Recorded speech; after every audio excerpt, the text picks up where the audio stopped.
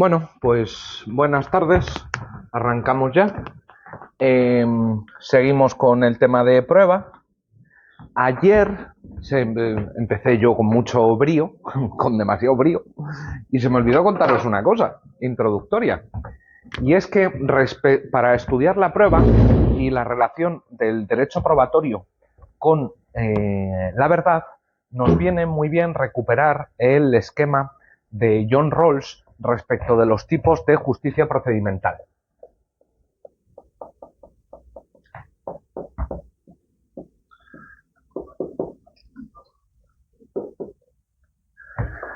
¿En qué sentido justicia procedimental? Bueno, cuando lo que tenemos es un tipo de proceso, un mecanismo procesal en el sentido de que no es sustantivo, sino que son reglas únicamente acerca de cómo conducir el proceso, que pueden ser de tres tipos: pura, perfecta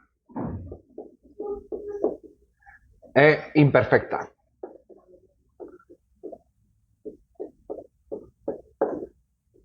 Un sistema de justicia procedimental pura es aquel sistema en el que la mera aplicación de las reglas procedimentales conduce siempre y necesariamente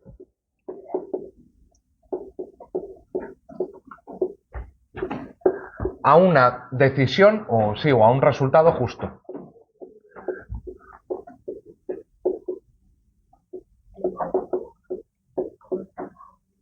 Por ejemplo, tenemos que decidir, yo qué sé, ¿hacéis el día del examen los modelos 1 y 2 o el 3 y 4? La manera justa o que produce un resultado justo es hacerlo al azar.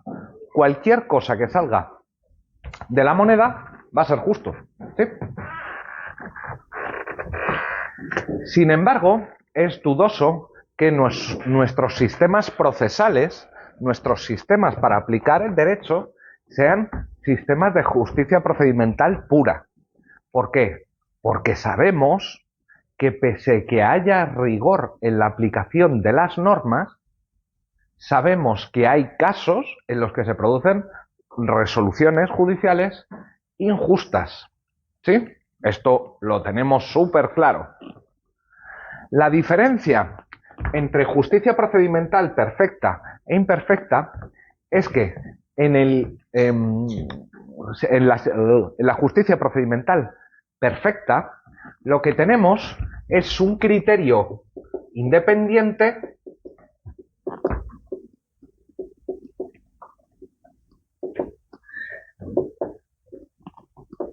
para evaluar la justicia de la decisión. ¿Qué será uno de justicia procedimental imperfecta? Que no tenemos ese criterio.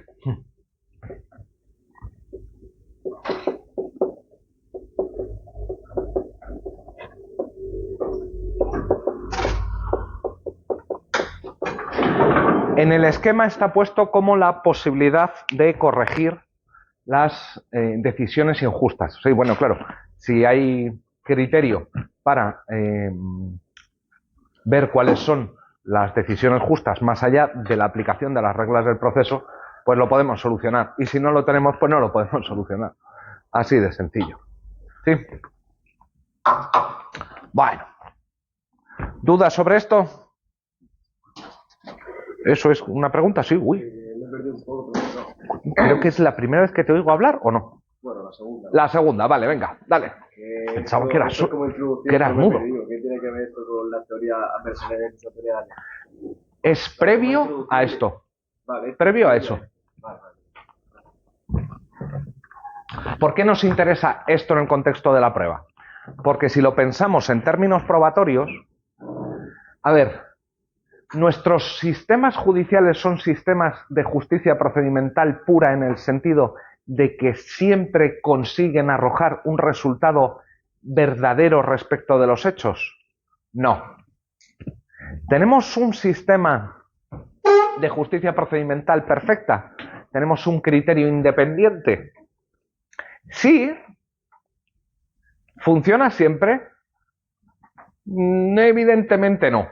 Evidentemente no. De hecho, hay un programa en Estados Unidos, el Proyecto Inocencia. ¿Os suena de algo el Proyecto Inocencia?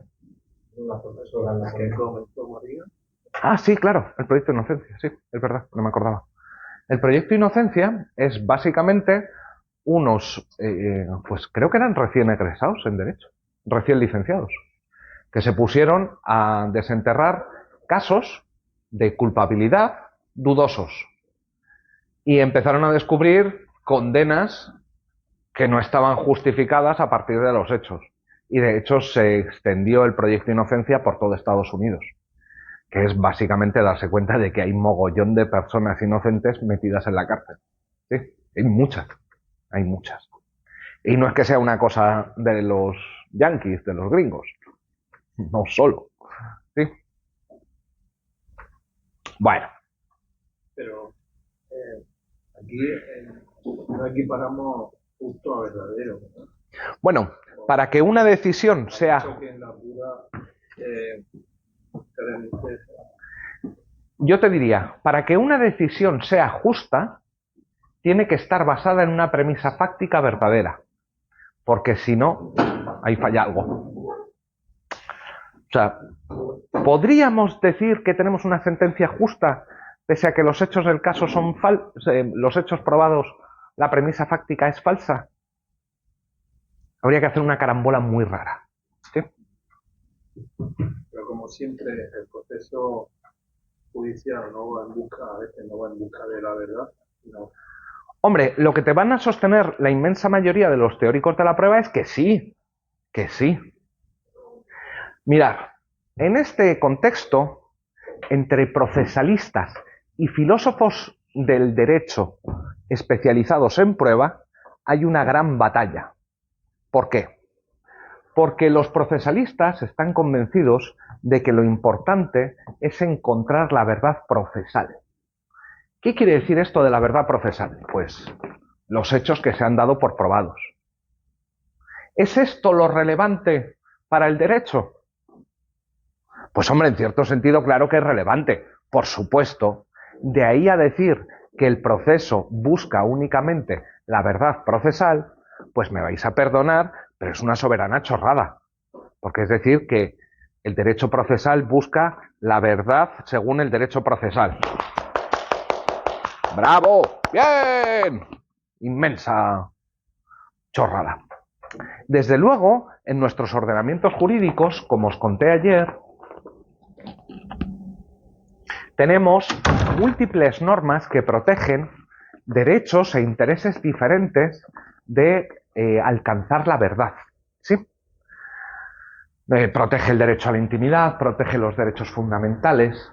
Ahora bien, en el derecho probatorio, en última instancia, o el derecho probatorio en última instancia, lo que pretende es buscar la verdad, que ciertos hechos han sucedido, que hay cosas que pasan y que no pasan, ¿sí?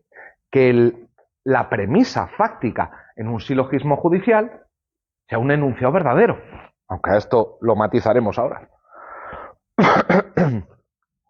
Bueno, retomo un momento modelo adversarial, modelo acusatorio. En el modelo adversarial lo que tenemos es que esto es como un combate de boxeo o un duelo de esgrima en el que el juez lo único que hace es de árbitro, que nadie tenga armas no permitidas, que ese tipo de cosas. Pero ahí cada cual que consiga los resultados que sea capaz, pero yo juez no me meto.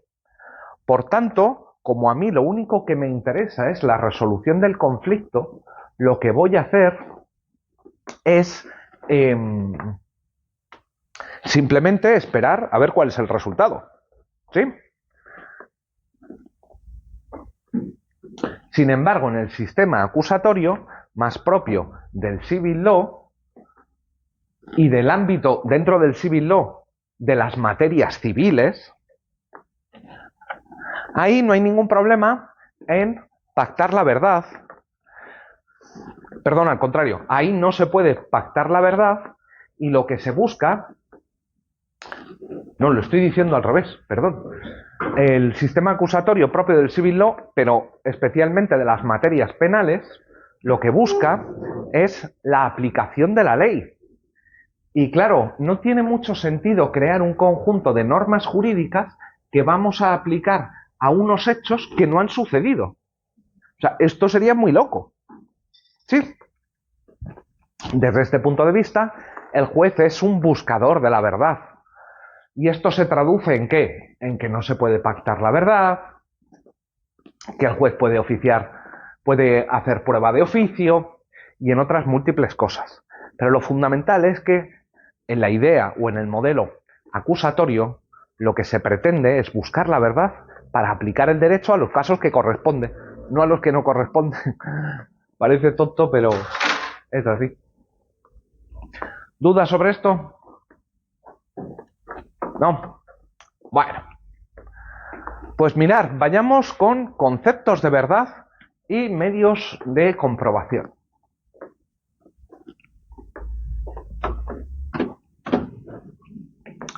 A ver,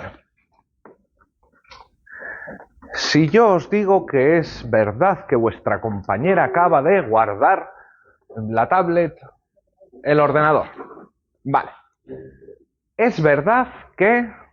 ¿Cómo era tu nombre, perdón? Beatriz. Beatriz. Es verdad que Beatriz acaba de guardar el ordenador.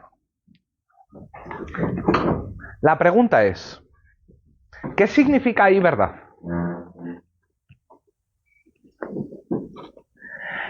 El término verdad, en realidad, a lo largo de la historia, ha significado cosas diferentes a lo largo de la historia, a lo largo de las diferentes concepciones filosóficas.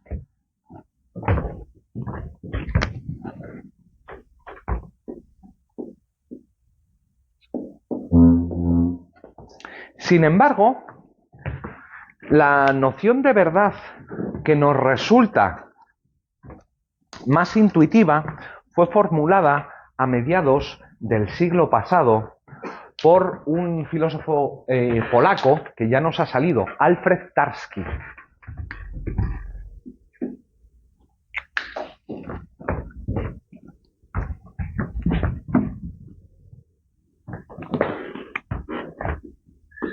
Que sostiene la concepción semántica o correspondentista de la verdad.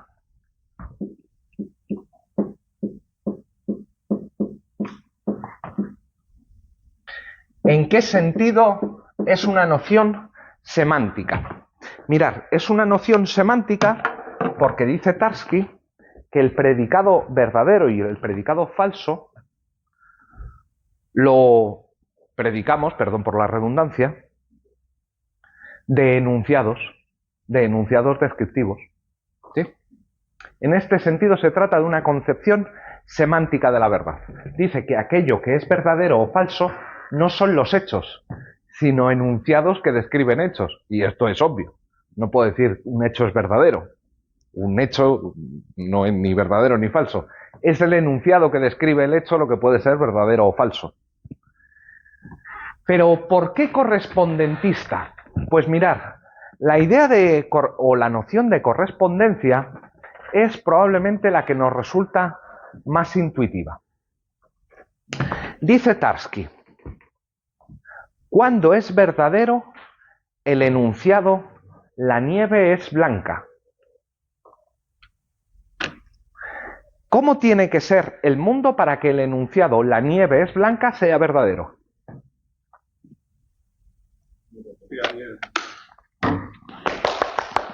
El enunciado es verdadero cuando hay correspondencia entre las palabras y el mundo.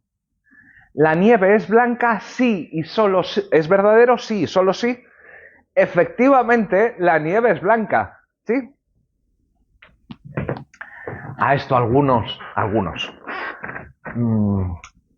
En el discurso corriente suele llamarse a esto la verdad objetiva.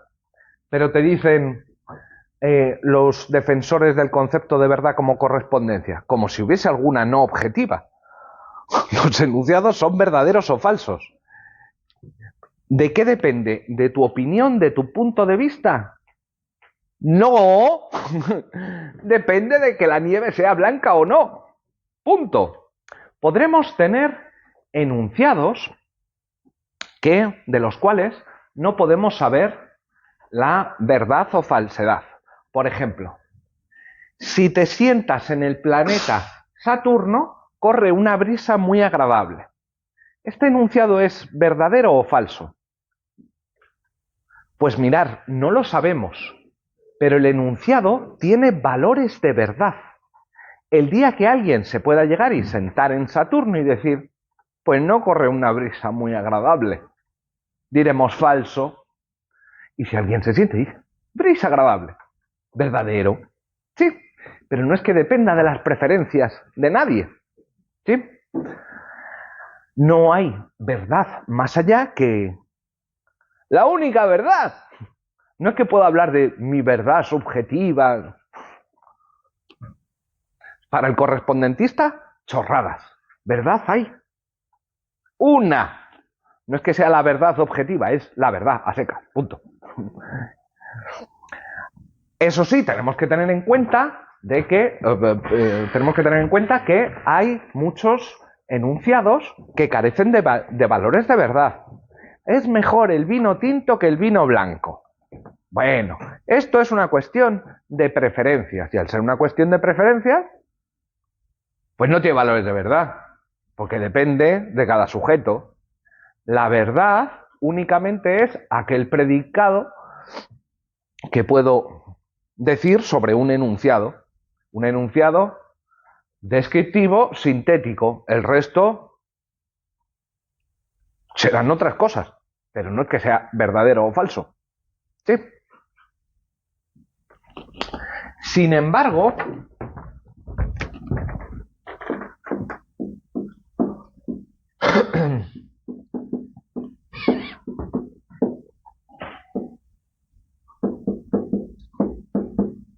hay algunos otros conceptos de verdad que tienen que ser tratados o que tenemos que ver.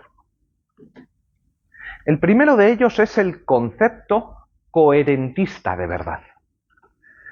¿Qué quiere decir ahí verdad cuando lo calificamos de coherentista?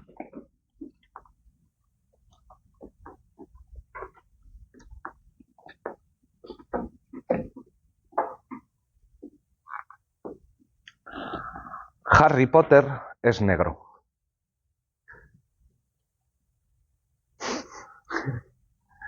¿Esto es verdadero o falso? Falso.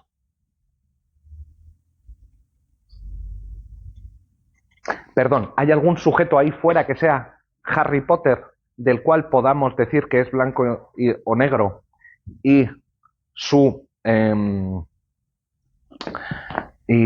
podamos crear un enunciado descriptivo que se corresponda con un estado de cosas del mundo ahí fuera?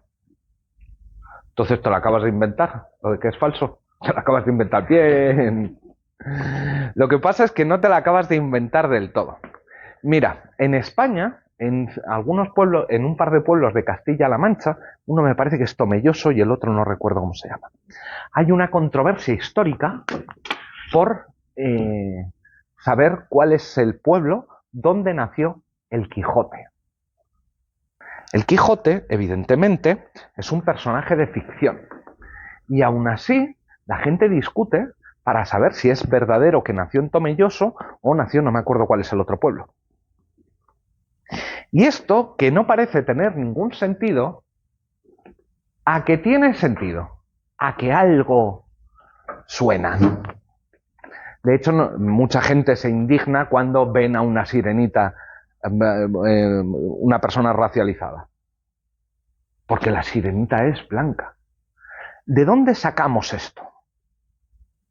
Mirad, esto lo sacamos porque, no estoy diciendo que esté bien, lo sacamos porque lo que hacemos es considerar verdadero aquel enunciado descriptivo, sintético, lo que queráis, que es más coherente con el resto de nuestras creencias.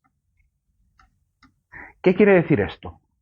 Has visto las pelis, has leído los libros, has visto 1000 personas disfrazadas de Harry Potter y ninguna era una persona racializada, ninguna era una persona negra. Digamos que tienes un montón de inputs para llegar a la conclusión de que Harry Potter, nacido en Inglaterra, 1000 creencias que hacen que, a su vez, la creencia de que Harry Potter es negro sea falsa. ¿Sí? Y esto es un desafío más importante de lo que parece. ¿Por qué?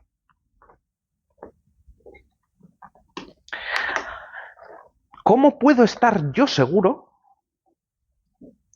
de los eventos que suceden ahí fuera? ¿Cómo sé que mis sentidos no me traicionan? ¿Tengo yo un acceso no mediado a la realidad, un acceso inmediato? ¿O no será más bien que mi percepción de la realidad está mediada por conceptos, preconcepciones? Claro, ya el hecho de decir persona racializada, bueno, depende del concepto de persona racializada. ¿Qué entendemos exactamente por persona racializada? Si estamos en Estados Unidos, la idea va a ser una. Si estamos aquí, probablemente la idea sea más restringida. Porque si pensamos aquí en personas racializadas, estamos pensando en personas negras. Si pensamos en una persona que no sea blanco como la leche, no necesariamente decimos racializada. ¿Sí? De este modo, cuando nosotros decimos que alguien está racializado, en realidad lo que estamos haciendo es hacer converger todas las cosas que creíamos antes como verdadera para llegar a una conclusión. Esta persona está racializada o esta persona no está racializada.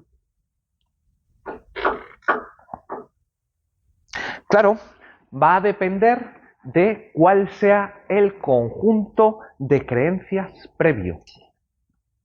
No te está convenciendo, no te está gustando. ¿Por qué? Porque entiendo que vale, es coherente con tus creencias, pero tus creencias surgen desde la realidad. Entonces no veo una diferencia así marcada entre... El problema es que tú piensas que tienes un acceso a la realidad. Y lo que te están diciendo estos autores es que no es que exista un acceso a la realidad. Tu acceso a la realidad está mediado por tu cultura, tus circunstancias de vida. Tú cuando percibes a partir de tus preconcepciones del mundo. Por lo tanto, decir que algo es verdadero no quiere decir otra cosa más que es coherente con el resto de tus concepciones, con el resto de tus creencias. Esto no significa que cada uno pueda tener las creencias que le dé la gana. Nosotros tenemos que pulir nuestras creencias ¿cómo decir? De sesgos, de estereotipos, etcétera, etcétera, etcétera. Pero esto no significa que yo pueda tener un acceso inmediato a la realidad. Somos seres culturalmente situados, culturalmente definidos. Pero esto tiene un problema.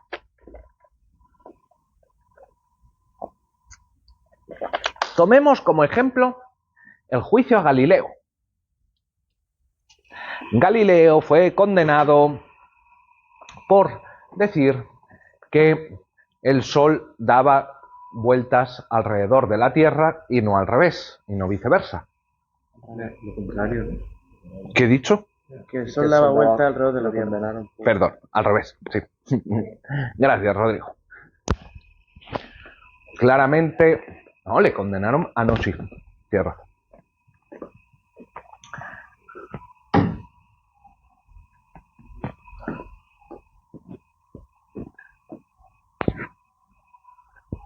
Ojo, que en la época de Galileo su condena a Galileo, era coherente con las creencias de ese tiempo.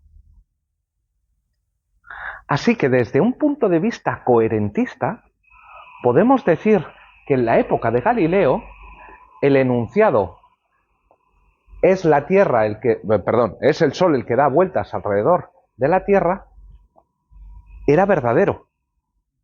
Y que hoy en día es falso. Y esto es una cosa muy rara. ¿Por qué? Porque, claro, si nosotros decimos que la verdad de un enunciado no quiere decir otra cosa más que coherencia con el resto de creencias, un mismo enunciado puede ser en un momento determinado verdadero y en un momento posterior falso. No que la gente crea que es verdadero, sino que es verdadero. Danilo. ¿Y eso no puede pasar también con la primera concepción? No, porque en la primera concepción lo que te vamos a decir es que si tú crees que la Tierra es el centro del universo... A lo mejor ellos tenían unos métodos y comprobaron que era el centro del universo. Y se equivocaron. Claro. Pero en este caso no podemos decir que se equivocaron, porque decir verdad no significa correspondencia de los hechos con los hechos externos, sino únicamente coherencia con el resto de creencias. Si yo me creo el concepto de verdad coherentista, los dos enunciados son verdaderos.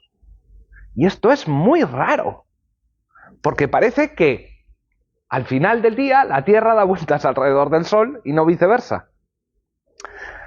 Mirad, la concepción coherentista es muy intuitiva, nos dice cosas interesantes acerca de nuestra manera de razonar, de cómo en realidad entrelazamos nuestras creencias para determinar la verdad de un enunciado. Pero si lo llevas hasta sus últimos límites, hasta el paroxismo, genera cosas muy raras. Mismo enunciado, verdadero o falso, dependiendo de la época que se diga. Y no es que sea un enunciado acerca de las creencias, sino un enunciado acerca del mundo físico. ¿Sí? Y esto es raro. ¿Significa esto que la concepción coherentista está completamente derrotada? No, para nada. El coherentista te dice que tenemos que pulir nuestras concepciones, nuestras preconcepciones y deshacernos de errores. Pero en última instancia yo creo que esta crítica sigue en pie y que no pueden salir de ella. Pero mirad, defender la concepción coherentista puede ser arriesgado. Defender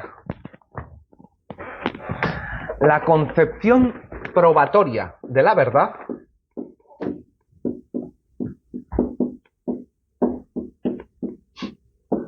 eso ya es harina de otro costal. Imaginemos que mi señora esposa tiene sospechas de que le he puesto los cuernos, que he sido infiel, ¿sí? Y llega y me dice, ¿me has puesto los cuernos? Y yo, en lugar de contestarle, no, le contesto, demuéstralo.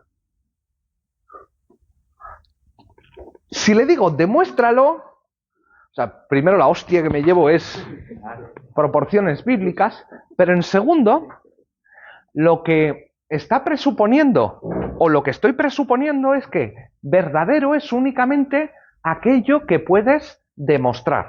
Y esto lo han repetido los procesalistas ad vomitum. ¿Qué es la verdad? Únicamente lo que pueda ser demostrado en el proceso. Venga ya, hombre. Ni en broma. Únicamente lo que puede ser probado en el proceso. Sabemos que la verdad es algo diferente a aquello que podemos probar. ¿Sí? Así que... No, esto no. ¿Vale? El criterio de la concepción probatoria... No, esto... Probad a decírselo a alguien, no sé, no tiene por qué ser vuestra pareja. Oye, ¿has hecho esto? Demuéstralo. ¿Cómo? El tortazo te lo llevas seguro. Bueno, lo que pasa es que nosotros tenemos que distinguir bien entre los diferentes conceptos de verdad y los diferentes criterios de comprobación. Una cosa es qué signifique el término verdad, ¿vale? Otra diferente es cómo puedo probar que algo es verdadero.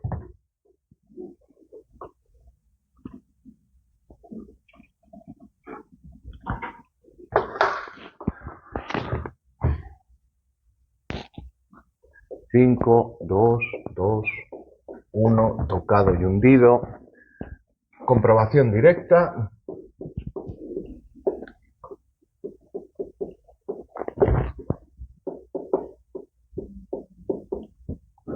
Vale.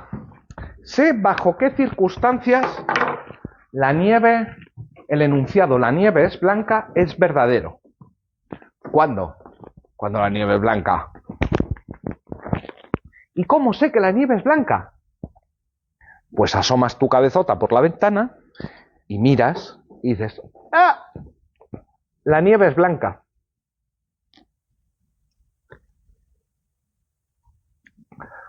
¿Podemos siempre establecer la verdad de esta manera? ¿Podemos saber siempre que un enunciado es verdadero de esta manera? Pensad solo por un momento en la prueba en el ámbito judicial. Mirad, salvo contadas excepciones, me estoy acordando de un juez que fue amenazado de muerte en la misma sala. No, mentira, a la salida de la sala. Y había 3 testigos por el medio. ¿Amenazó o no amenazó? Que sí, que lo amenazó. Y ahí podemos poner la cabecita, mirar y decir, sí, lo está amenazando. ¿Sí? Pero en el resto de casos, lo que tenemos son pruebas. Pruebas que, para los que hayan leído el apunte, no dejan de ser hechos secundarios, hechos que sí conozco, que utilizo para demostrar o para justificar hechos no probados. A ver, si yo tengo como prueba un cuchillo ensangrentado, yo puedo comprobar que tengo un cuchillo ensangrentado. Cojo el cuchillo ensangrentado y digo, sí, es un cuchillo y está ensangrentado. ¡Bravo! Bien. Lo que pasa es que yo quiero mostrar con eso que la persona fue asesinada o que hubo un sujeto que fue asesinado. Pero claro, yo no estaba allí cuando la persona muere. ¿Tengo yo posibilidad de comprobar directamente que al sujeto le han metido un cuchillazo? Pues a menos que hubiese cámaras de seguridad, y hoy en día ya ni eso, con los deepfakes.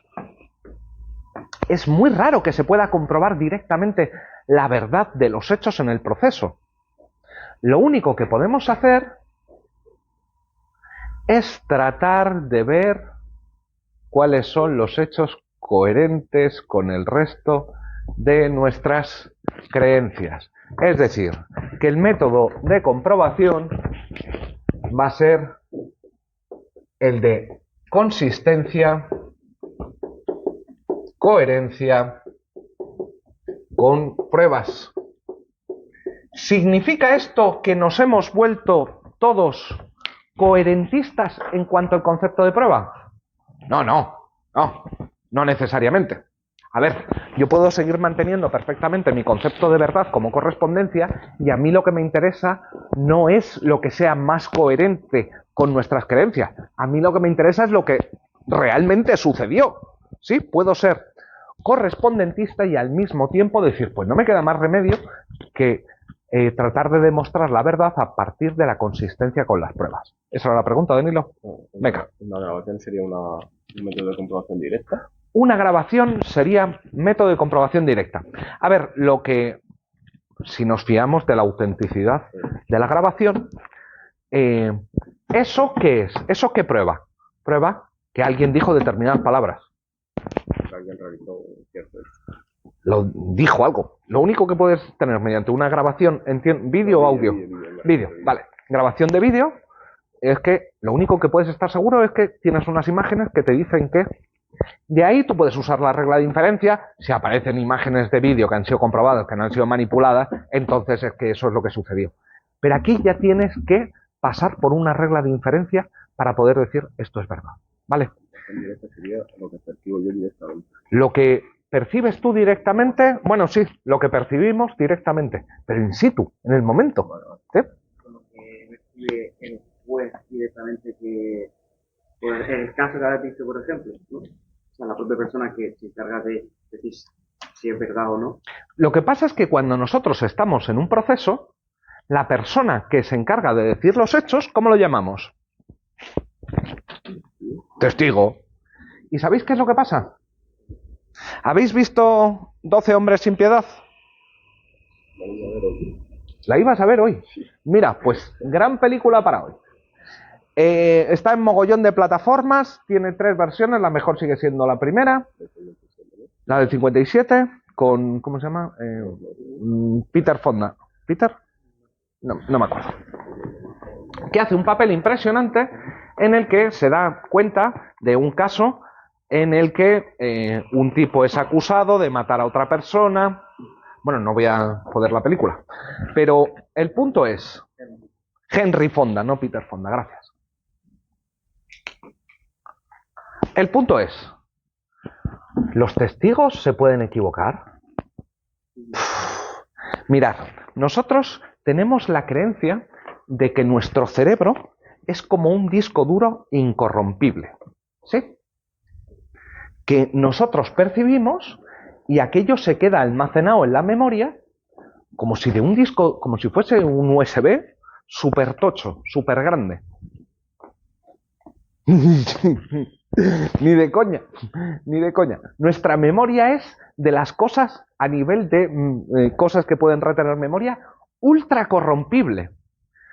De hecho, ¿no os ha pasado alguna vez, los que tenemos cierta edad, fijo, que empiezas a decir algo y dices, hostias, no estoy seguro de que esto pasase como te lo estoy contando, ya no sé si me lo estoy inventando? Tiempo al tiempo, amigos.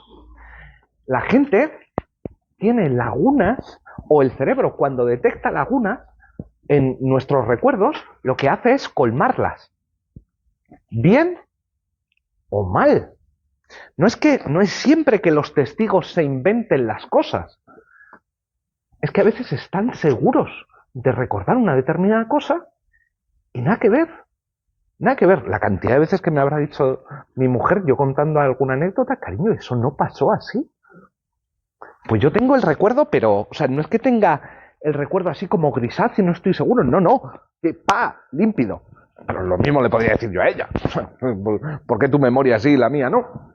Cuando eso ocurre en un juicio, un testigo declara pensando que es verdad, pero realmente lo que ha pasado es que ha acordado esas lagunas, pero de manera inconsciente, incorrecta. ¿Qué hacemos con él? Se entiende que es falso testimonio. ¿Cómo va a ser falso testimonio? El tipo está convencido de que está diciendo la verdad. ¿Cómo podemos castigar a alguien por un proceso mental del que no somos conscientes? Pues si fuéramos conscientes y lo pudiésemos corregir. Y esto pasa. Por supuesto, a veces los testigos mienten como ratas. Esto hay que tenerlo muy en cuenta. ¿Por qué? Porque hay muchos intereses en juego, ¿sí? Pero hay muchas veces que los testigos creen haber visto y no han visto. No porque el cerebro les haya jugado una mala pasada, sino porque mira así y digo, ese no sé quién. Y me pongo las gafas y digo, uy, no, ni en broma. ¿Será que no he saludado yo a gente por la calle pensando que era alguno de vosotros y me han mirado así con cara rara? Eso no quita para que sea alguno de vosotros y me hayáis mirado con cara rara. Coño, creo que es la primera vez que os reís con un chiste mío. Último día de regalos.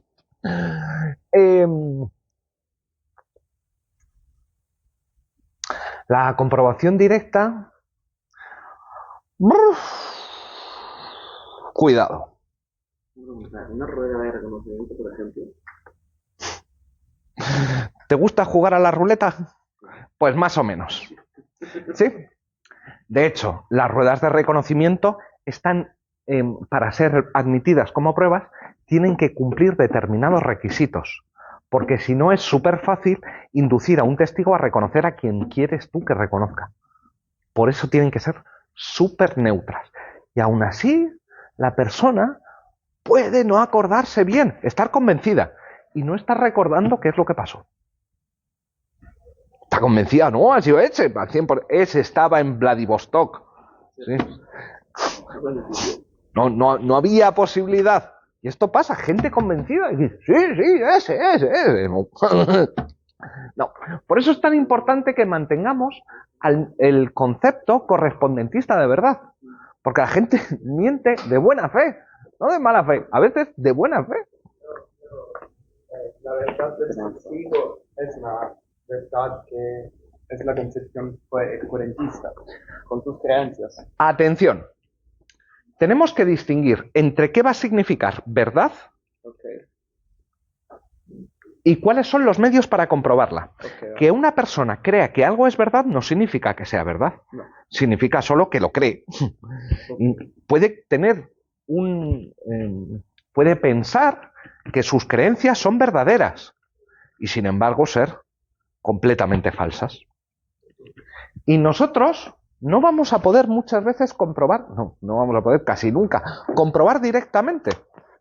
Y vamos a tener que ver con la consistencia de las pruebas. Y sí, complicado.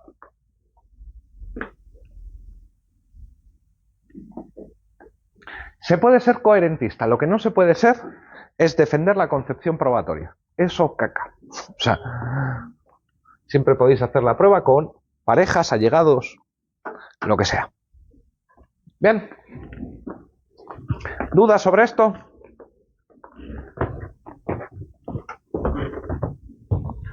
Pues vayámonos a 5.3, los enunciados probatorios.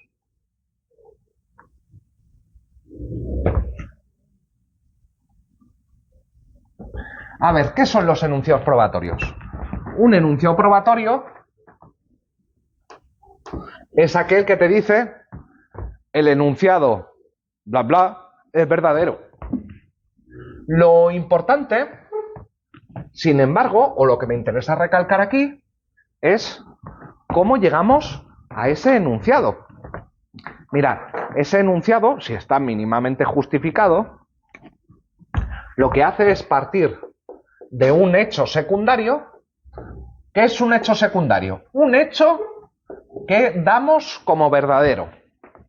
Y aquí normalmente lo que tenemos como hechos secundarios son pruebas. ¿Sí? En su testimonio la persona dijo X. Bueno, ¿de esto podemos estar seguros? Sí, porque tenemos el acta, la grabación. ¿Sí? Salvo que se haya falsificado el acta, la grabación. Tenemos el cuchillo ensangrentado. Si no me traicionan mis ojos, esto es un cuchillo ensangrentado. Sin embargo, este no es el hecho que nos interesa. Lo que nos interesa es el hecho principal.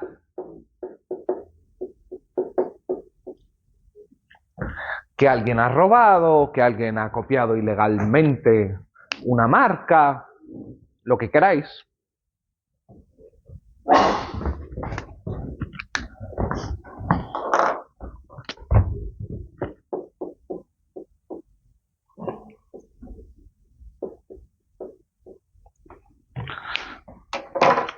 El punto es, ¿cómo pasamos de los hechos secundarios a los hechos principales? Pues a través de reglas de inferencia. En el esquema de Toulmin, estas reglas de inferencia se llamaban garantías. ¿Qué son las garantías, reglas de inferencia o reglas puente? Estas reglas puente lo que son, no son, o mejor dicho, no son otra cosa más que reglas generales. Reglas no en el sentido jurídico, no es que sean normas prescriptivas ni nada por el estilo, sino que son regularidades. ¿Y qué quiere decir ahí regularidades? Pues relaciones causales, una descripción de una relación causal entre dos eventos. Toda vez que suelto un objeto queda atraído por la Tierra con una determinada fuerza. Esto es un enunciado descriptivo, verdadero, pero ojo, general. No es un enunciado sobre un hecho. Una cosa es que yo diga, si cojo el mechero y lo suelto, cae. Vale, esto es un enunciado descriptivo, verdadero, individual, acerca de un hecho, ¿vale? Pero otra cosa es una ley general, según la cual todos los objetos caen a la misma velocidad atraídos por la fuerza gravitacional de la Tierra. Eso es un enunciado general. Lo que nos sirve para pasar de los hechos primarios a los hechos, de los hechos secundarios a los hechos primarios o hechos principales, es esta regla general, es esta generalidad. Claro, dentro de estas reglas de inferencia, estas reglas generales de inferencia, nos vamos a poder encontrar, desde luego, las leyes científicas, tipo las leyes de la física. Sí, claro, las leyes de la física están aquí dentro. Lo que pasa es que no solo están las leyes de la física. Las leyes de la física tienen la ventaja, dejando la física cuántica a un lado, tienen la ventaja de que te dicen toda vez que sucede A, sucede B. Relación de necesidad entre dos eventos. Necesidad y a veces suficiencia y necesidad. Para que se da A, para que se dé A, se tiene que dar B. ¿Vale? Pero como os digo, no todo son leyes científicas. A veces utilizamos determinados enunciados de carácter general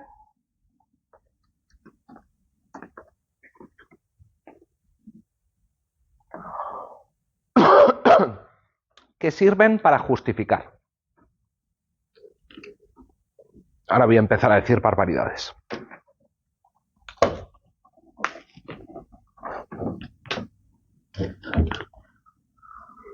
Las mujeres que beben por la noche aceptan un riesgo respecto de sufrir violencia sexual. ¿Qué es lo que estoy haciendo? Ahí estoy formulando una ley general. Una ley general, digámoslo, de mierda. Pero una ley general. Eso es la garantía. Eso es la regla de inferencia o la regla puente, que no es una ley científica. A veces es una mierda de ley general con muchísimos sesgos. Pero dejemos esto claro. Una ley general de mierda es una ley general de mierda, pero sigue siendo ley general. ¿Vale? Y que es utilizada para, a partir de determinados hechos, una mujer iba vestida de determinada manera, concluir, hubo consenso. ¿Sí? Esto, por decirlo, es el nivel más bajo, cuando lo que tienes es claramente un prejuicio. ¿Y entre medias? Pues entre medias hay muchísimas cosas. Entre medias tienes cosas que te dice la ciencia, pero solo con grado de probabilidad. Si te vacunas, no te vas a contagiar de la gripe. ¿100%? Ya. 100%, no. No. En realidad, como os dije cuando vimos los tipos de razonamientos, especialmente cuando vimos los razonamientos inductivos, casi todo nuestro conocimiento científico está basado en razonamientos de tipo inductivo. Y los razonamientos de tipo inductivo tienen el problema de que, salvo contadísimas excepciones, no consiguen certeza, consiguen una probabilidad altísima. Por eso consideramos que la ciencia es nuestro mejor conocimiento disponible, porque el grado de acierto es tremendamente alto. Pero una cosa es grado tremendamente alto de acierto y otra cosa es certeza. Certeza en ciencia no hay tantas. ¿Sí? Cuando en la época de Newton, la gente decía, esto lo tenemos clarísimo, aquí hay certeza. Hasta que llegó un tipo así, con pelitos raros, bigote raro, y les dijo, un momento, y dijo, no, mira, es que la física newtoniana la tenemos que olvidar. ¿Sí? Muchas veces pensamos que hay certeza sobre determinadas leyes generales y no. De hecho, en física todavía hoy hay una grandísima controversia para explicar el comportamiento de las partículas. ¿Sí? La física cuántica se divide entre los que consideran que la mejor explicación es que las partículas se comportan en forma de rayo, o sea, en forma de haz o en forma de ondas. Y todavía no han conseguido salir de ahí, ¿eh? ¿Sí? Y no es que esté hablando de una cosa, de una idea que ha tenido alguien antes de ayer. Son físicos contemporáneos, un poco posteriores a Einstein. Y seguimos ahí entrampados, 70 años. Sí, 70 años.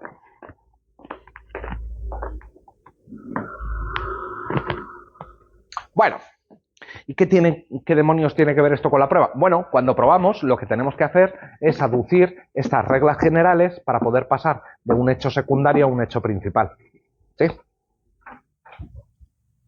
¿Qué nos dice esto sobre los enunciados probatorios? Mirad, los enunciados probatorios tendrían esta estructura. Si, o dado la regla general y dado este hecho, puedo concluir el hecho secundario. ¿Sí?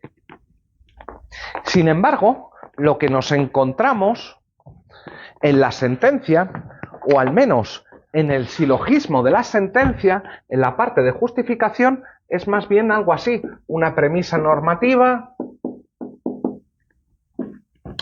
quien mate, 15 años de cárcel. Una premisa fáctica: Juan mató. Y una conclusión que es Juan, 15 años de cárcel. Nosotros tenemos claro que esto es una norma general, que la conclusión es también una norma, pero individual, y que esto es el enunciado probatorio, que es un enunciado descriptivo verdadero. Preferiblemente que sea verdadero.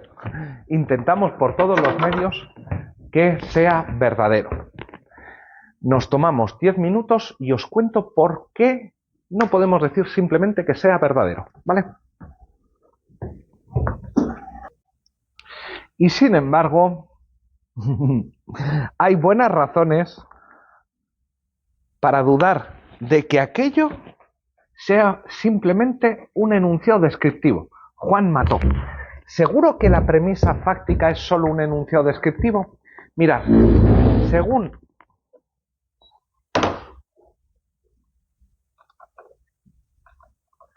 la concepción estándar de los enunciados probatorios, el derecho probatorio sirve para alcanzar la verdad. Aquí, ¿qué es lo que tiene que haber? Pues aquí hay una premisa mayor, que es una norma, y esto es una conclusión individual, pues aquí tiene que haber un hecho. ¿Seguro que es un hecho? La concepción, como os digo, estándar es que es un enunciado descriptivo con valores de verdad. Y algunos dudamos. Hay diferentes razones para dudar, pero yo os voy a contar solo una.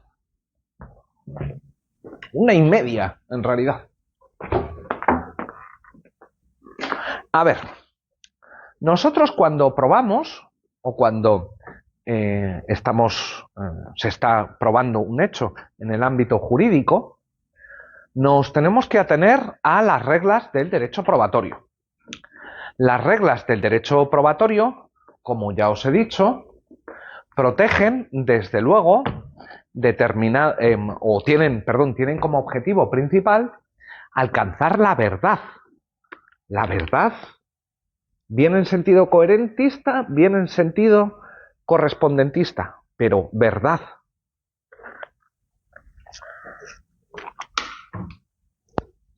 Solo, pues ya acabamos de decir que no. Hemos dicho la hora anterior. Que no. No, ¿por qué? Porque también protege otros valores. De este modo nos encontramos con reglas acerca de prueba ilícita, reglas acerca de cuándo se puede presentar prueba, acerca de la valoración de la prueba. Nos encontramos con un montón de pruebas. Y yo me pregunto, si en el razonamiento probatorio tenemos que aplicar reglas. A ver, un momento. ¿Un razonamiento con reglas cuya conclusión es un enunciado descriptivo? Uy, algo falla ahí. Si para alcanzar la conclusión Juan mató, tengo que aplicar normas, porque tengo que aplicar las normas del derecho probatorio y el derecho probatorio no protege solo la verdad o que se alcance la verdad, entonces, si hay normas, la conclusión, salvo que queramos que Hume resucite y le dé un yuyu y se vuelva a morir, la conclusión no puede ser un enunciado descriptivo. Si entre las premisas hay normas, la conclusión tiene que ser una norma.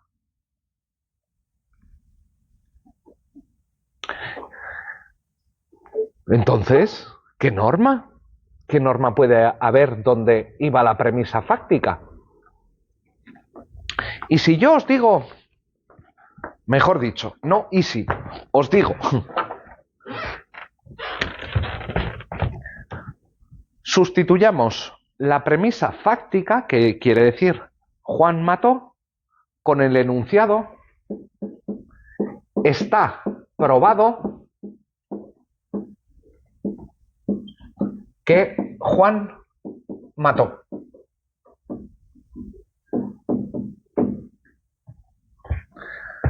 Y me decís, bueno, esto sigue siendo un enunciado descriptivo. Lo voy a poner de otra manera.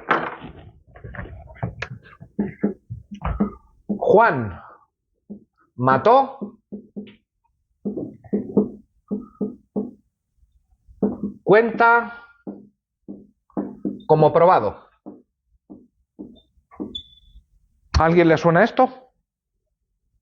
Daniel, ¿qué asientes? Es una norma constitutiva esto. Lo que tenemos es que el primer supuesto de hecho es un enunciado descriptivo individual. ¿Sí? Y aquí lo que tenemos es la atribución de una propiedad institucional. Probado. ¿Sí? De hecho, esta norma constitutiva lo que hace es decirte que la sentencia solo va a estar justificada si como premisa menor tiene Juan mató. ¿Sí?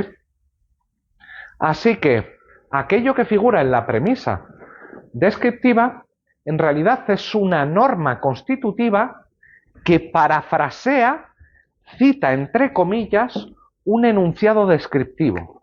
Desde luego, este enunciado descriptivo tiene valores de verdad y por eso decimos que a veces los jueces se equivocan porque han dado como probado hechos que no, o enunciados que eran falsos y cosas por el estilo. Pero la propia premisa no es meramente un enunciado descriptivo, es una norma constitutiva que parafrasea un enunciado descriptivo. ¿Sí?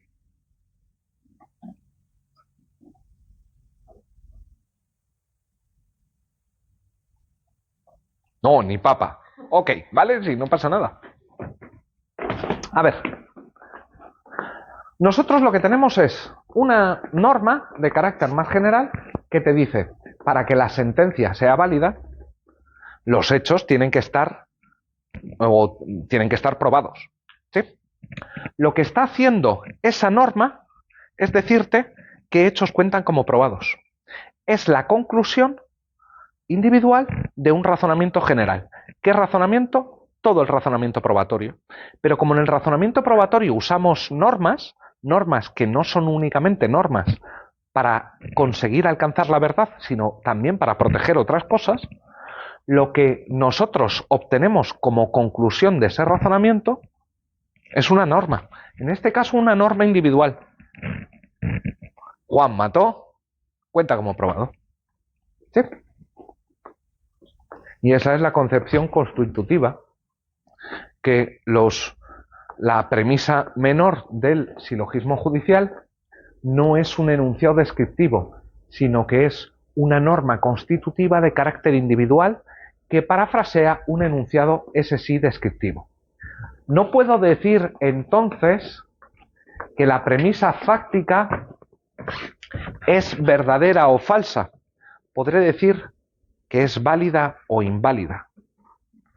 ¿Por qué voy a poder decir que es válida e inválida? Porque el enunciado que está aquí entre comillas, ese sí es verdadero o falso. Claro, si me encuentro que Juan mató es falso, ¿la premisa fáctica será inválida? ¡Ja! ¿Y si sabemos qué es lo que pasó, pero lo hemos conseguido a través de prueba ilícita? Sabemos que quien mató fue Paco. Paco mató. Pero claro, como tengo que descartar toda esa prueba, el resto de indicios, todos los indicios, apuntan a que fue Juan. La conclusión válida del razonamiento sería Juan mató, aunque sepamos que es mentira. El derecho tiene algunos mecanismos para evitar estas cosas, pero ¿lo consigue siempre? No. A veces damos por probados hechos que sabemos que son falsos.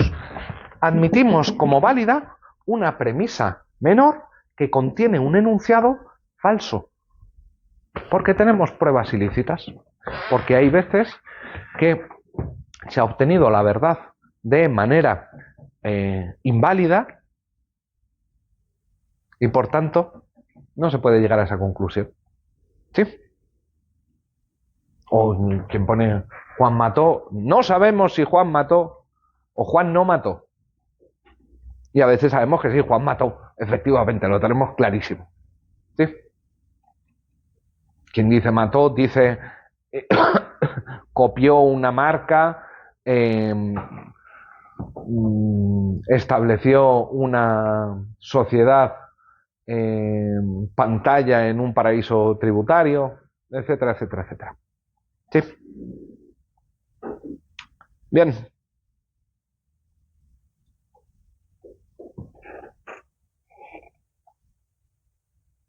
Pues esto respecto de los enunciados probatorios. ¿Dudas sobre esto?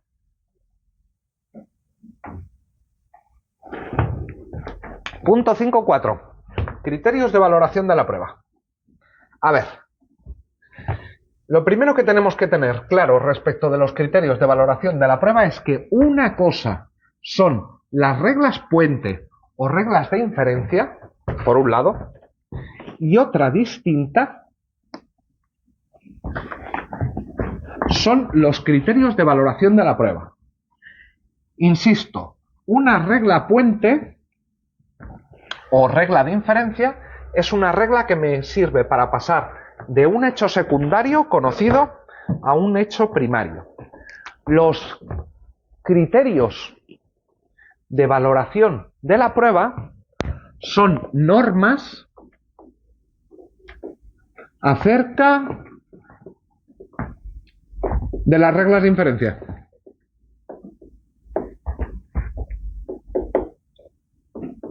Son normas que te dicen qué reglas de inferencia puedes usar y cuáles no.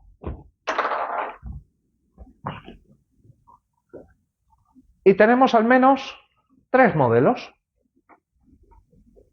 A ver, el más evidente, 5.4.1, es libre valoración de la prueba. ¿Y qué quiere decir libre valoración de la prueba? Pues que valora el juez libremente. Es decir, el juez tiene absoluta libertad para decidir cuáles son las reglas puente o las reglas de inferencia que va a usar.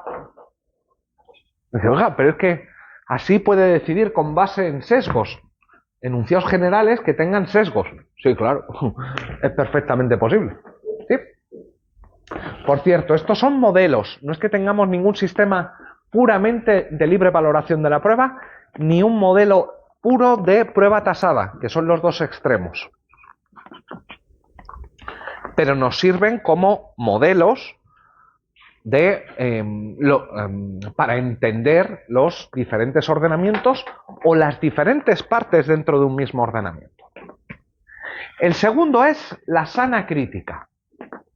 La sana crítica, lo que pasa es que está compuesto a su vez de 3 subcriterios.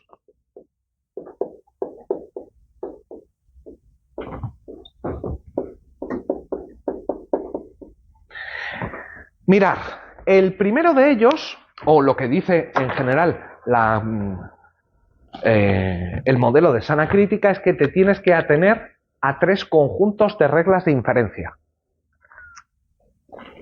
¿Cuál es el primero?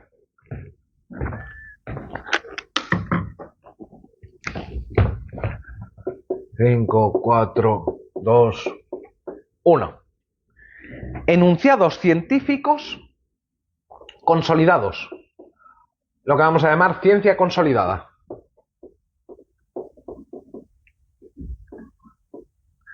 No me vaya a citar usted el último paper citado en Microbiology Journal, que ha probado que una cosa... No. Vete a la ciencia que está más o menos consolidada, el saber científico consolidado. No hace falta que te vayas a lo más puntero, porque a veces lo más puntero es refutado. Así que vete a lo que ya ha sido comprobado varias veces. ¿Sí? Usa como reglas de inferencia esos conocimientos científicos consolidados. ¿Vale? La segunda cosa que entra dentro de la sana crítica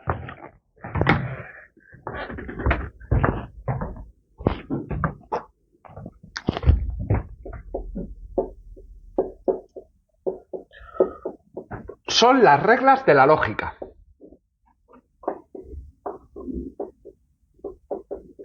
Y aquí es muy gracioso a la gente porque en algún momento parecen hacer referencia a las reglas de la lógica. ¿Cuáles son las reglas de la lógica?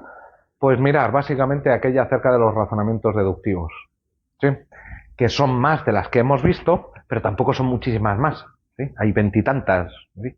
Bueno, también te puedes inventar una lógica nueva, pero bueno, eso... ¿Esto se refiere a las reglas de la lógica?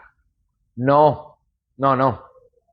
Las reglas de la lógica aquí viene a significar un conjunto de reglas de inferencia construidas de manera personal. Es decir, un conjunto de reglas generales sobre cómo funciona el mundo de tu propio sentido común.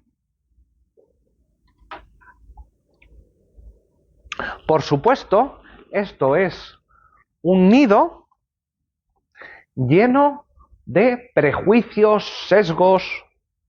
Hay muchísimos sesgos que se incluyen aquí, precisamente en las reglas de la lógica. Que claro, si lo presentas como esto es lógico, le estás dando una pátina de legitimidad, una capa, un barniz de legitimidad que hace que suene todo mucho mejor. Pero cuidado, desde luego pueden haber estas reglas de la lógica libres de prejuicios, pero normalmente los tienen, y muchos, ¿sí? Pero una cosa a su vez diferente son las máximas de la experiencia. Las máximas de la experiencia son muy parecidas a las reglas de la lógica, lo que pasa es que estas son de construcción judicial. Mirad, os pongo un caso de máxima de la experiencia que cité en su momento. hace muchos años ya, por suerte, un tribunal italiano dijo que a una mujer con jeans no se la puede violar. Es imposible violarla. ¿Por qué? Porque es imposible quitarle los jeans a una mujer sin su consentimiento. Decía, pensaban que era físicamente imposible. Sí, es para reír o llorar. Puedes elegir. Esto es claramente una máxima de la experiencia de construcción judicial. Es una idea que se han hecho los jueces a partir de los casos que han ido viendo y han concluido inductivamente que, vistos todos los casos en los que una mujer llevaba jeans y que no eran casos de violación, concluyo que a una mujer con jeans no se la puede violar.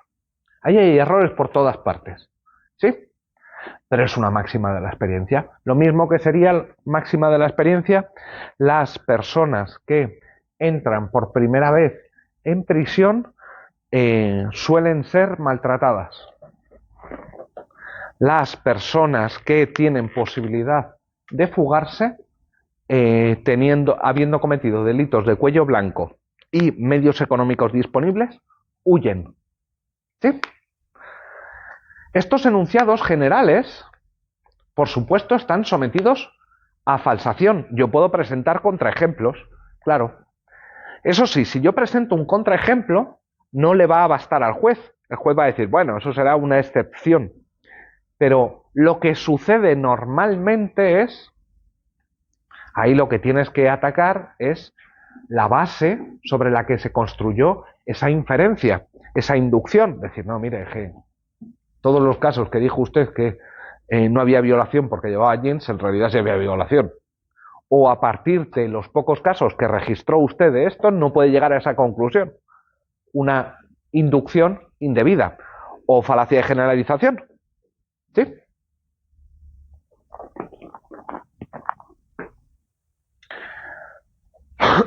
El sistema de prueba tasada. Bueno, el sistema de prueba tasada es cuando llega el legislador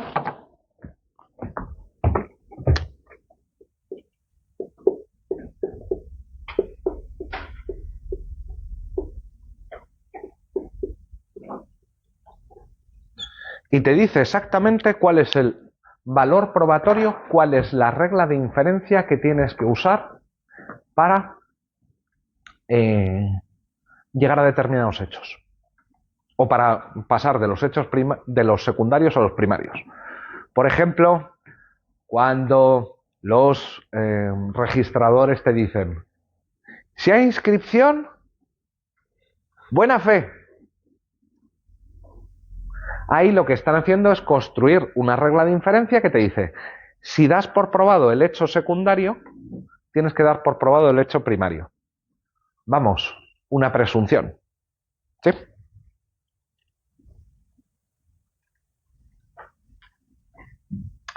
Diferente de los criterios de valoración de la prueba son los estándares de prueba y las cargas probatorias. Mirad, el estándar de prueba tradicionalmente ha sido definido como el nivel de convencimiento necesario para dar por probados los hechos. Mirad, una cosa es que yo tenga estos tres hechos secundarios. Cuchillo ensangrentado, persona muerta, Álvaro huyó de la escena. A partir de esto, puedo concluir que cuchillo ensangrentado, regla de inferencia, alguien apuñaló a alguien. Álvaro aparece muerto. Álvaro parece que fue asesinado. No Álvaro, otra persona, perdón. Juan apareció asesinado. Álvaro huyó. Los culpables huyen. A partir de estos tres hechos primarios, los culpables huyen. Hubo un apuñalamiento y Juan estuvo está muerto con una cuchillada, ¿puedo concluir que Álvaro asesinó a Juan? Mirad, el estándar probatorio se corresponde con una valoración global de todos los elementos probatorios que has conseguido para justificar una pretensión o la verdad de un determinado enunciado probatorio. ¿Sí? Álvaro mató a Juan. Son dos pasos diferentes. Una cosa es valorar cada una de las pruebas singularmente. Otra diferente es la valoración de todo lo que tienes. Es decir, bueno, he llegado a estas conclusiones. ¿Esto me permite fallar a favor del demandado? ¿Me permite fallar a favor del demandante? ¿Me permite fallar a favor del acusado? ¿O a favor de la acusación? Tradicionalmente, como os decía, los estándares probatorios han sido construidos con base en la idea de la convicción del juez. Lo que pasa es que hoy en día, de que estén convencidos o no estén convencidos los jueces, nos importa 3 pepinos. Oiga, ¿qué ha condenado usted sin pruebas? Ya, pero es que yo estoy convencido. A la mierda con su convencimiento. No me interesa que usted esté convencido, me interesa que la decisión probatoria esté justificada. No, es que yo en mi fuero interno sé que me da igual.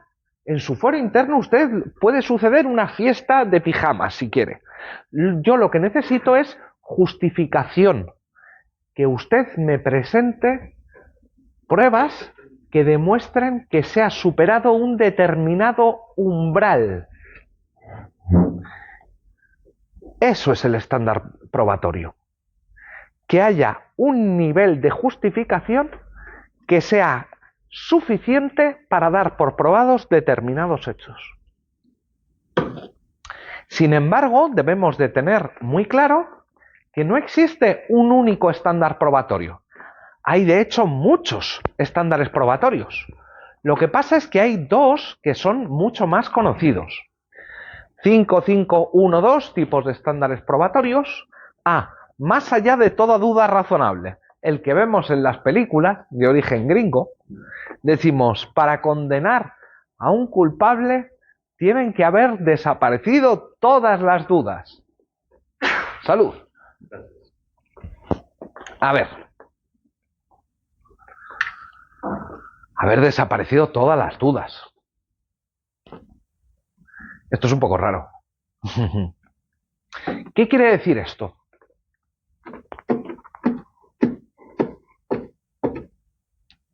El estándar de más allá de toda duda razonable, propio del ámbito penal, ámbito en el que preferimos dejar libre a un culpable que preso a un inocente. Por eso exigimos un umbral de más allá de toda duda razonable, porque no tenemos que estar seguros, tenemos que estar segurísimos. Segurísimos. ¿Por qué? Porque lo que está en juego es algo tan importante como la libertad de las personas. Y por eso subimos el umbral o el estándar probatorio. ¿Hasta qué punto? Hasta el punto de descartar, de tener que descartar el resto de hipótesis. En derecho penal, para dar por probado algo, no basta con que tú justifiques esto es lo más probable que haya sucedido. Pese a que el Tribunal Supremo se acaba de sacar la chorra y mear en eso, con perdón, tienes que desvirtuar el resto de hipótesis alternativas. ¿Qué quiere decir esto? Que tienes que mostrar como implausibles todas las otras hipótesis, todas las otras teorías acerca de lo que pasó. Y esto es un gran problema. Esto es un gran problema, porque si ya es difícil probar hechos, No probar no hechos. Probar no hechos. Uy, eso es lo que se conoce como prueba satánica. ¿Cómo pruebas que algo no ha sucedido? ¡Uf! Esto es muy complicado. Pues claro, yo puedo aducir hechos para probar algo, pero para probar no algo, que algo no ha sucedido. A ver, tengo casos en los que... No, mira, es que la hipótesis es que alguien ha muerto y está vivo. Vale, ok, ahí, fácil. Pero desvirtuar el resto de hipótesis, eso es muy complicado. Daniel. Una pregunta, ¿cómo se hace esto con la prueba por indicios? ¿Cómo casa esto con la prueba con indicios? Casa mal, mal casa. ¿Vosotros sabéis de dónde viene lo de la prueba por indicios? ¿A partir de qué caso? ¿No? Vosotros sí. ¿No lo sabéis? En España, hace un chorrocientos años, hace casi ya 40 años, en los 80, hubo un caso que se llamó el caso del síndrome tóxico. ¿Qué es lo que sucedió? Que en varias partes de España, especialmente en Castilla-La Mancha y Andalucía, hubo un montón de personas que empezaron a presentar un determinado síndrome, molestias físicas, malformaciones de sus hijos, enfermedades tipo leucemia, cosas muy chungas,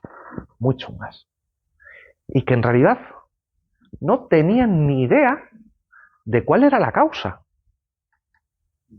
Hasta que alguien dijo, coño, que en todos los lugares donde está pasando esto, se vendió aceite de colza. ¿Y qué es lo que hicieron? Trazaron aceite de colza, la colza es un tipo de semilla. Lo que hicieron fue trazar la siguiente hipótesis. Es el consumo de aceite de colza adulterado lo que ha provocado el síndrome tóxico no sé cuantitos. Y esa es la primera vez en la historia de España que el Tribunal Supremo condena por indicios. ¿Por qué indicios? Porque no fueron capaces de probar que había una relación causal, es decir, no fueron capaces de probar científicamente que había una relación entre el consumo del aceite adulterado de colza y el síndrome tóxico. Y esa fue la primera vez que se condenó por indicios, solo por indicios. Y claro, condenar por indicios da un poco de cosica. ¿Por qué? Porque no es condenar porque has probado, sino condenar porque es lo más probable. Y eso parece alejarte del estándar de más allá de toda duda razonable. Alguien podría decir, bueno, hay indicios más seguros que otros. ¿Has conseguido desvirtuar el resto de indicios? ¿Has conseguido probar la relación entre A y B? Porque a lo mejor podría ser que el síndrome tóxico se deba a algo que todavía desconocemos. Y si es así, pues tenemos un montón de gente en el trullo, en la cárcel, por algo que no pudimos demostrar. La sentencia del fiscal general del Estado ha sido una sentencia por indicios. De hecho, la sentencia dice: el fiscal general o alguien de su entorno filtró por indicios. ¿Sí? Esto se lleva a puñetazos con el estándar de más allá de toda duda razonable. Sí, mal. Pero no es el único estándar probatorio. A ver, si a ti te demandan civilmente, yo qué sé, porque no estás pagando el alquiler y te quieren echar de la casa, ¿el propietario tiene que probar que no estás pagando el arriendo más allá de toda duda razonable? No, hijo mío, no le hace falta tanto. Basta con que muestre que es más probable lo que él dice que lo que tú estás diciendo. Y eso se llama preponderancia de la prueba. Cuando decimos preponderancia de la prueba, queremos decir que hay un 51% de posibilidades de que sea verdad. Eso es lo que vamos a considerar verdad. ¿Sí? En el estándar de más allá de toda duda razonable, si le queremos poner un numerito, que es una trampa que no conviene hacer, pues hay que poner 99%, al 99,99999%. En preponderancia de la prueba, basta con que esté más probado A, la hipótesis A, que la hipótesis B. Y esto es propio del ámbito civil, del ámbito mercantil. ¿Sí? Por supuesto, entre medias hay infinidad de cosas. Por ejemplo, en administrativo es preponderancia de la prueba o más allá de toda duda razonable. Pues ni uno ni otro, probablemente está en medio. La administración tiene que probar, no más allá de toda duda razonable. De hecho, no está claro que ni siquiera en sancionador. Algunos dicen que sí, otros que no. Pero cuando no es sancionador, tiene que demostrar, pero no más allá de toda duda razonable. ¿Sí? Bien. Ojo, que una cosa son los estándares de prueba y otra cosa son las cargas probatorias. Cuando decimos que alguien tiene una carga probatoria, es que hay un determinado hecho que le toca demostrar a alguien. Mirad, pongamos un ejemplo. Pongamos que yo creo que las compañías aéreas nos están estafando porque nos están cobrando las maletas de mano. Y uno puede decir, mira, sí, es que es una cláusula abusiva, que es lo que se ha hecho normalmente, pero alguien podría decir, miren, es que por cobrarnos la maleta de mano está obteniendo tanto dinero como por el propio pasaje. Y tú dices, bueno, demuéstrelo. Claro, yo en cuanto usuario voy a poder demostrar esto. Pues o tengo acceso a las cuentas de Ryanair, ni de Vueling, ni del resto, o me va a ser imposible. ¿Y sabéis lo que puede hacer el juez en un momento dado? Lo que se llama invertir la carga de la prueba. Y decir, mire, no es a usted a quien le corresponde probar este hecho, sino a la contraparte, porque está en mejor disposición de probarlo.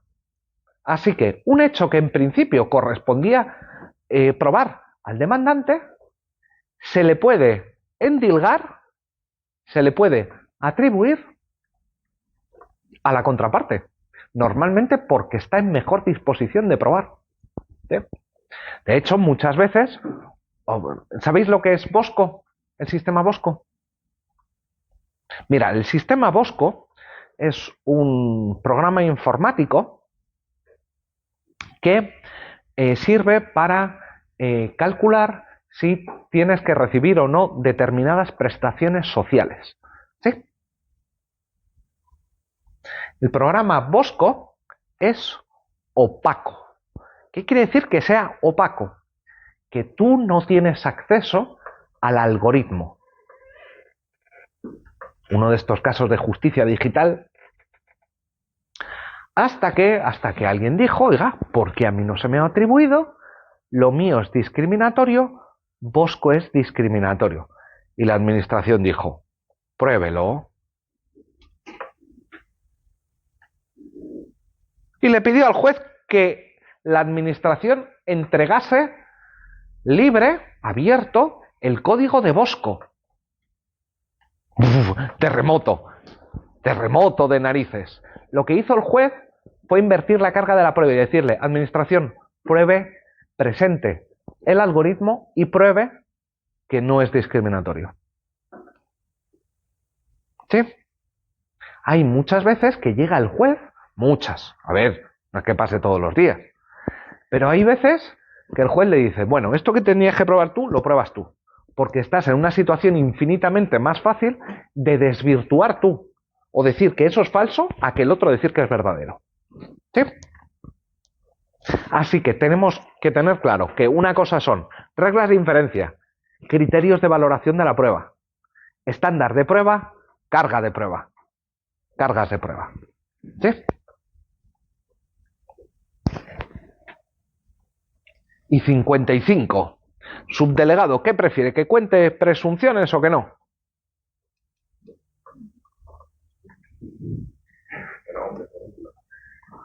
¿Eso que sí o que no? Venga, presunciones. A ver, las presunciones en el fondo son reglas de inferencia. ¿Sí? Las presunciones son normas que establece el legislador que te dicen si A, si hecho secundario, B, da por probado el hecho principal. ¿Sí? Esto es una presunción. ¿Sí? Te dice, si menor de 16 años no hay consentimiento sexual. ¿Qué es lo que te está diciendo? Mira, si la persona era menor, tienes que dar por menor de 16, tienes que dar por probado que no consintió. ¿Sí? Tenemos que trazar dos clasificaciones dentro de las presunciones. La primera os la han contado seguro. Es la diferencia entre presunciones iuris tantum y presunciones iuris et de jure.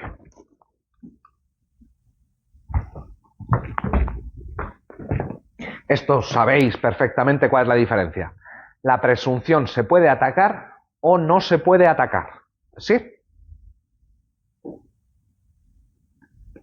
Es decir, que puedes aducir en las iuris tantum, puedes aducir hechos que desvirtúen el hecho primario pese a que se haya dado el hecho secundario, y las iuris et de jure no. Pero, ojo, lo que más me interesa es que veamos que hay determinadas presunciones que, o mejor dicho, que la justificación de las presunciones puede ser de diferente tipo. Desde luego, las presunciones parece que debieran estar justificadas en razones de tipo epistémico. Sabemos que si alguien o todas las personas que han dicho algo respecto de consentimiento sexual a los 16 no eran o no sabían realmente lo que era consentimiento, o podemos dudar de que pudieran formar consentimiento, por lo tanto, probado el no consentimiento. Ahora bien, o por ejemplo, si inscribes en el registro la compra de la propiedad, en el registro de inmuebles, el registro de la propiedad, adquiriente de buena fe.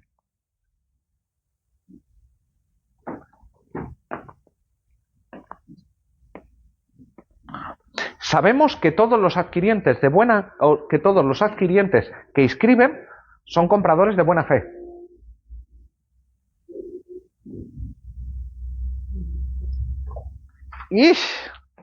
¿Estamos seguros? Porque a lo mejor las razones que tenemos para decir si das por probado A, da por probado B, no son de tipo epistémico, sino que a veces son de carácter valorativo, axiológico. ¿Puede ser que lo que queramos es proteger el sistema registral? Sí. Chipi. Si yo le otorgo un determinado valor probatorio a la declaración de las víctimas de abuso sexual, casos en los que siempre o casi siempre no hay testigos, y decido atribuirle un determinado peso al testimonio de la víctima de abuso sexual, ¿es por razones epistémicas o es por razones axiológicas? Puede ser que yo decida crear la presunción, lo que dice una víctima es siempre verdad. Si la víctima ha dicho que sucedió A, da por probado A. ¿Tiene esto justificación epistémica? Justificación epistémica de ningún modo. Porque las personas se equivocan, porque las personas mienten, por un millón de cosas. ¿Estaría justificado desde el punto de vista axiológico conceder una presunción, aunque sea juris tantum, al de las víctimas, al testimonio de las víctimas? Porque sabemos que en otro caso, si es testimonio contra testimonio, es prácticamente imposible condenar. Pero como no quiero que haya tantos casos de violencia sexual sin condena, me invento una presunción, juris tantum, pero que da por probados los hechos relatados por la víctima. Ahí la justificación no es epistémica, es una justificación axiológica. Rodrigo. Una duda que llevo arrastrando ya desde el procesal 1. Pobrecita la duda, debe estar ya hecha mierda. Realmente una presunción juris tantum no es una inversión de la carga de la prueba. A ver, ¿es una inversión de la carga de la prueba?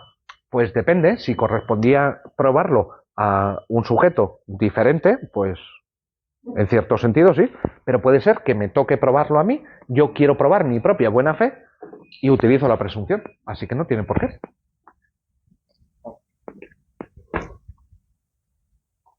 Por ejemplo, decidimos que todo testimonio obtenido bajo tortura es descartable o falso. ¿Por qué? ¿Por razones epistémicas? No, a veces sabemos que sacarle la verdad a alguien a hostias funciona. Por desgracia, a veces funciona. En realidad, a veces, que la mayoría de las veces no funciona. Una persona bajo tortura es capaz de cantar de mí o Cid, porque... Pero claro, la razón que tenemos para atribuirle ningún valor a el testimonio es por razones, al testimonio bajo tortura es por razones axiológicas, no por razones epistémicas. Ahí es que nos da igual la verdad. Lo que queremos es que no se torture gente. ¿Sí? Así que, dentro de las presunciones juris tantum y juris ante juri, pero lo que me interesa es que tengamos claro que las hay de carácter epistémico o que su justificación es epistémica y otras que su justificación es de carácter axiológico. Y el caso de violencia de género claramente tiene carácter axiológico. ¿Sí? Esto no significa que esté mal, significa que hay que justificarlo desde el punto de vista valorativo. Pues hala, ya no dejo de daros la tabarra.